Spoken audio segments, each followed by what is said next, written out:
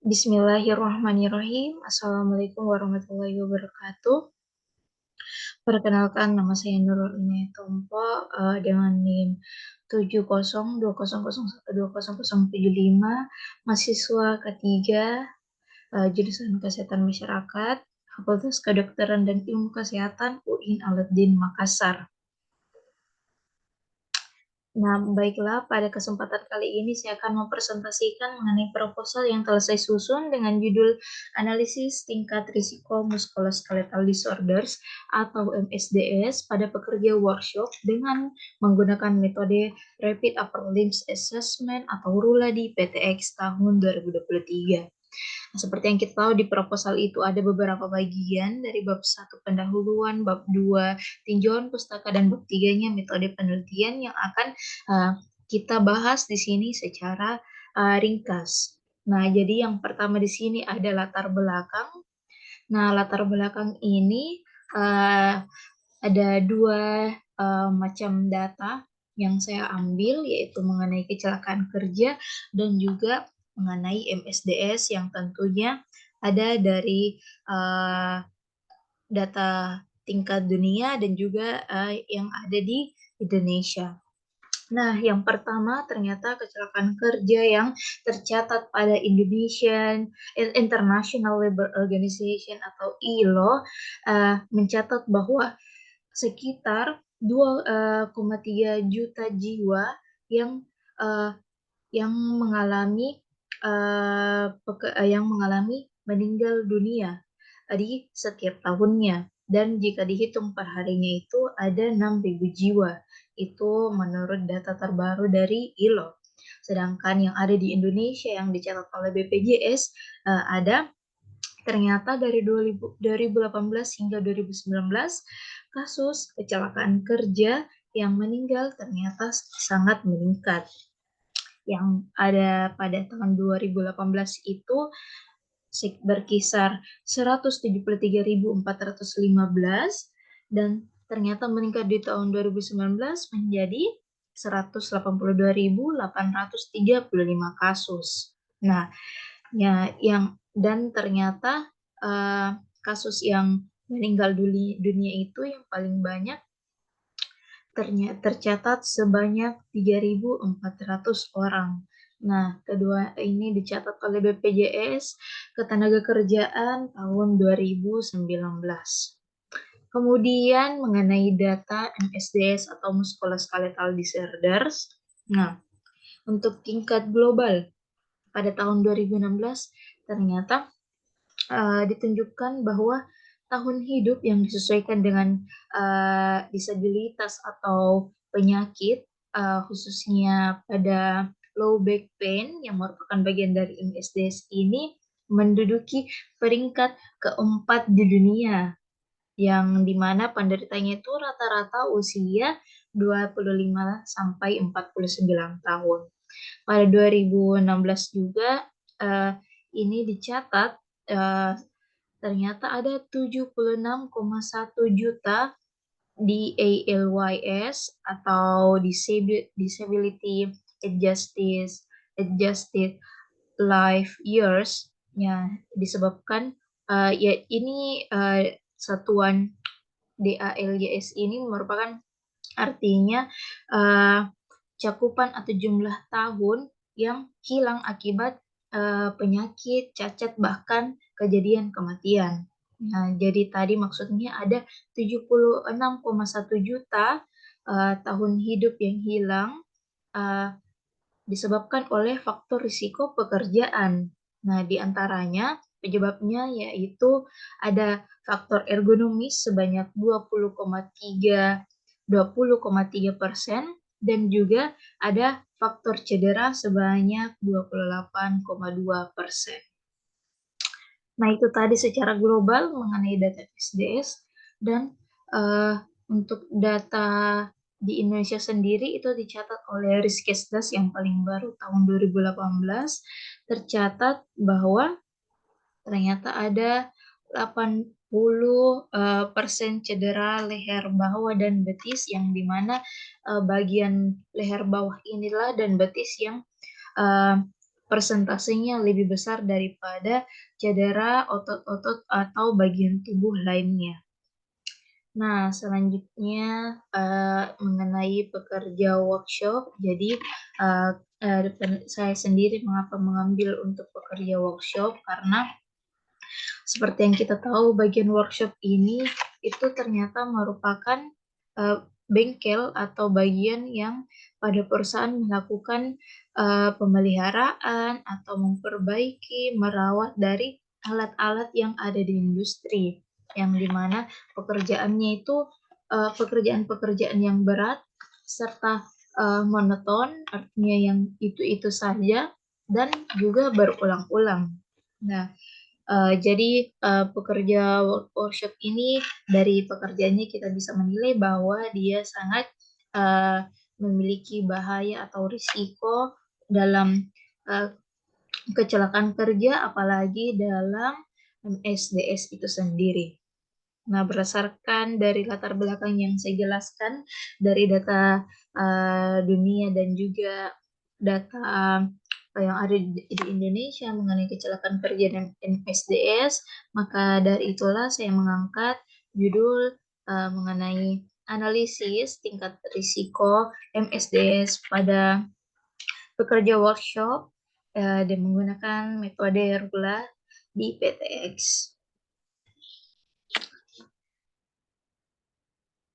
Nah, selanjutnya rumusan masalah. Jadi, tentu masalah yang paling utama atau secara umum saya angkat pada penelitian kali ini yaitu merupakan bagaimana tingkat risiko MSDS yang ada pada pekerja workshop kita yang nantinya diukur menggunakan metode RULA di PTX. Nah, dan juga ada nanti pertanyaan-pertanyaan atau hal-hal selain yang kita cari di masalah utama, tentu mengenai akar-akarnya kita akan saya akan mencari tahu dulu apakah ada hubungan faktor individu maupun faktor pekerjaan dengan risiko MSDS. Selanjutnya tujuan penelitian. Jadi tujuannya di sini ada untuk menganalisis tingkat risiko MSDS pada pekerja workshop di PTX.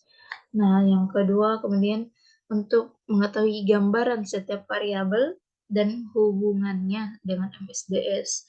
Jadi variabelnya di sini untuk variabel independen itu ada faktor pekerjaan yang meliputi seperti durasi, postur kerja, kemudian untuk variabel dependennya sendiri itu itu MSDS, dan selain gambaran kita juga akan bertujuan untuk mengetahui hubungan antara variabel variabel independen dengan variabel dependen. Salah satu contohnya untuk mengetahui hubungan antara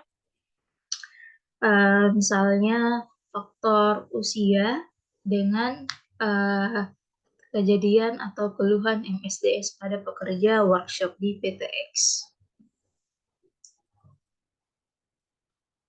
Nah, kemudian selanjutnya itu tinjauan pustaka. Jadi di sini ada 3 poin. Yang pertama MSDS. Jadi secara umum MSDS ini atau musculoskeletal disorders atau yang biasa kita sebut kita dengar dengan gangguan otot ini merupakan cedera dan gangguan pada otot, saraf, tendon, ligamen, sendi, tulang rawan, pembuluh darah, dan cakram tulang belakang. Jadi MSDS ini terjadi ketika apabila otot ini menerima beban statis yang dimana secara terus-menerus berulang-ulang dalam waktu yang lama, maka dapat menyebabkan keluhan berupa itu tadi seperti keluhan di otot, saraf, sendi, ligamen, ataupun tendon. Nah, jadi di MSDS ini atau keluhan otot ini Ada dua keluhan otot yang terbagi atas dua. Yang pertama itu keluhan sementara atau reversibel. Terus yang kedua yaitu keluhan menetap atau persisten. Nah, yang pertama yaitu keluhan sementara. Jadi keluhan sementara di sini itu merupakan keluhan otot yang terjadi pada saat otot menerima beban statis. Namun, demikian keluhan tersebut akan segera hilang apabila pembebanannya juga dihentikan.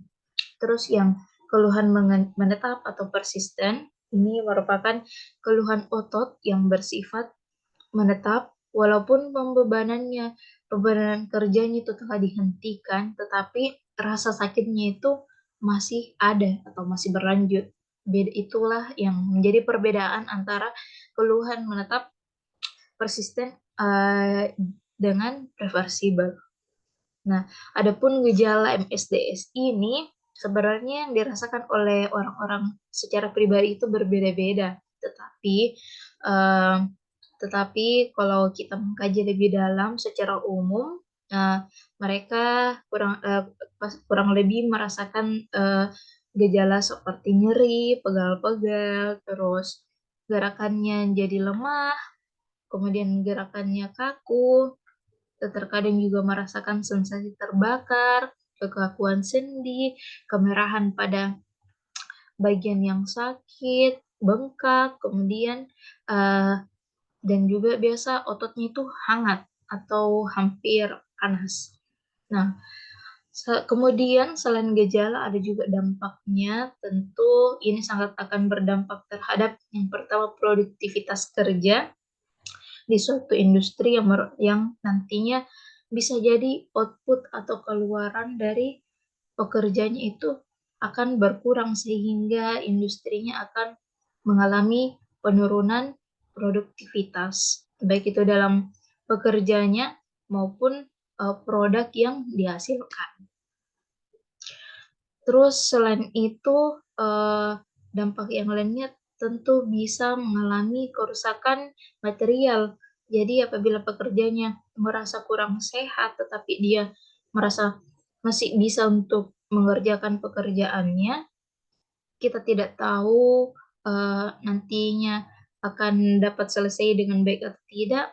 Ya, salah satu dampak terburuknya itulah bisa jadi terjadi kerusakan alat. Selain itu, tentu ada namanya biaya kompensasi yang dikeluarkan dari perusahaan untuk pekerja karena merupakan penyakit yang disebabkan oleh pekerjaannya. Terus bisa jadi pekerjaannya ini juga diganti dengan cara misalnya oprek atau open recruitment. Nah, itu juga tentu akan memerlukan biaya yang besar bagi perusahaan karena telah terdampak oleh banyaknya pekerja yang mengalami MSDS tersebut. Nah, yang kedua, faktor risiko. Jadi faktor risiko sini yang kita bahas ada dua, faktor pekerjaan dan faktor individu. Nah, faktor pekerjaan ini yang pertama ada postur kerja. Jadi postur kerja ini ialah sikap tubuh saat bekerja, saat melakukan pekerjaan. Ya, tentu postur tubuh ini sangat berkaitan dengan MSDS atau masalah otot karena masalah otot ini akan semakin meningkat apabila postur kerja kita ini semakin jauh dari pusat gravitasi tubuh. Nah, jadi postur kerja yang tidak tepat dan dilakukan dalam waktu rutin serta terus-menerus, nah itu tentu akan menyebabkan terjadinya MSDS. Postur kerja yang tidak tepat juga itu contohnya ada dua.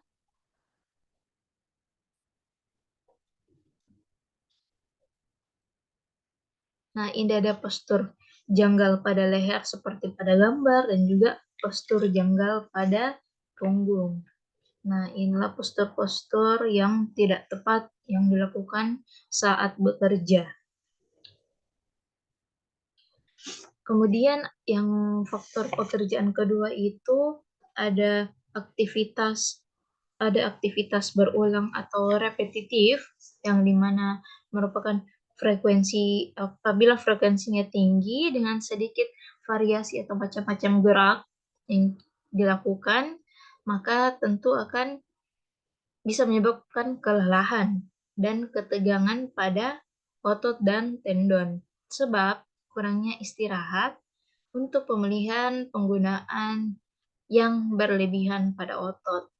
Karena otot sendiri ini perlu oksigen dalam setiap pergerakannya. Kemudian ada beban kerja. Nah, beban kerja sini dapat menimbulkan iritasi, inflamasi, kelelahan otot, serta kerusakan pada otot, tendon, dan jaringan sekitarnya. Jadi standar untuk pembebanan fisik yang dibenarkan itu itu tidak melebihi dari 30 sampai 40% dari kemampuan kerja maksimum tenaga kerja dalam 8 jam sehari. Kemudian ada durasi kerja. Nah, durasi kerja ini ialah waktu dalam menjalankan pekerjaan di tempat kerja. Jadi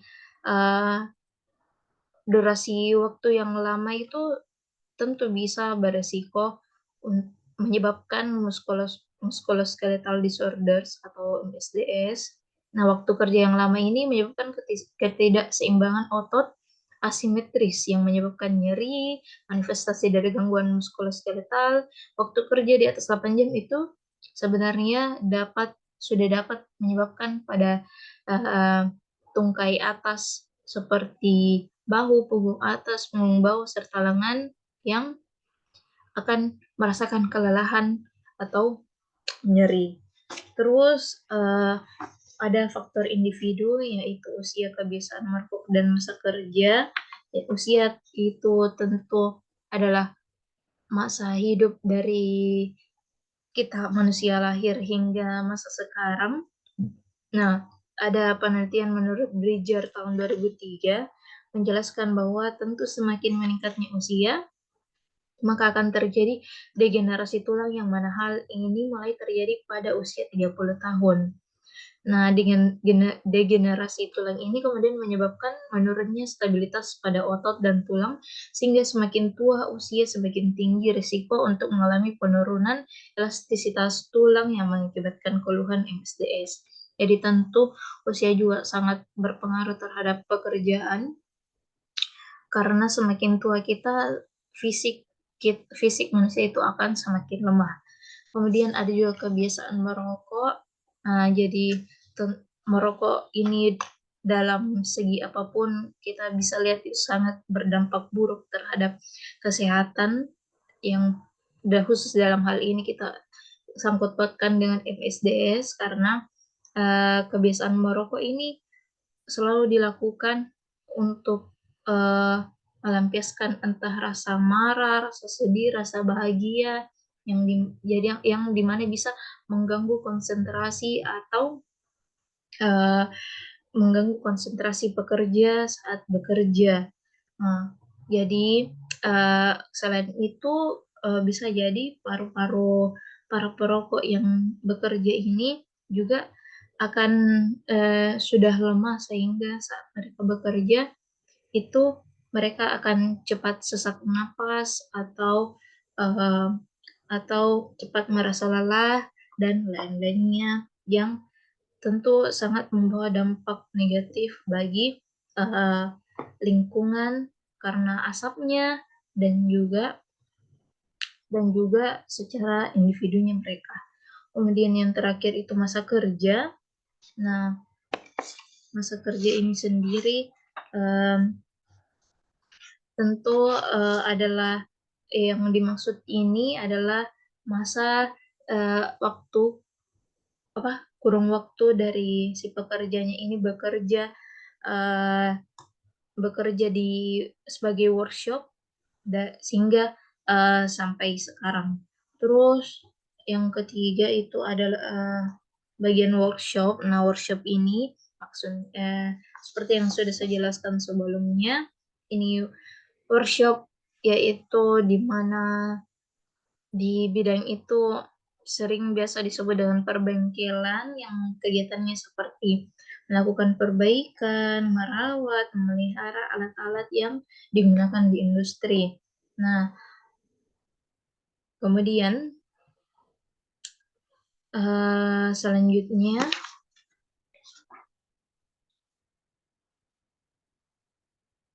ada metodologi penelitian.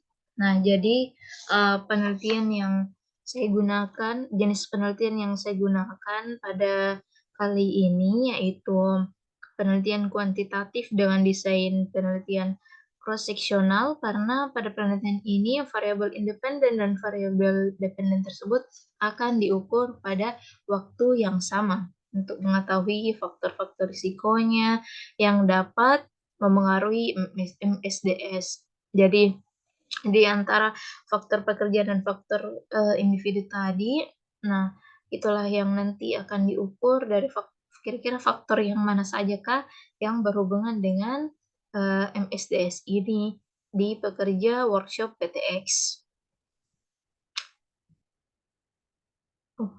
Selain itu, penelitian ini juga saya akan melakukan pengamatan langsung menggunakan teknik walkthrough survei melalui pengamatan langsung dari hasil survei tersebut, selanjutnya akan dianalisa dalam bentuk foto dan juga video menggunakan rula untuk mengukur faktor pekerjaan risiko MSDS itu dan kuesioner NBM untuk mengukur variabel dependennya atau MSDS-nya.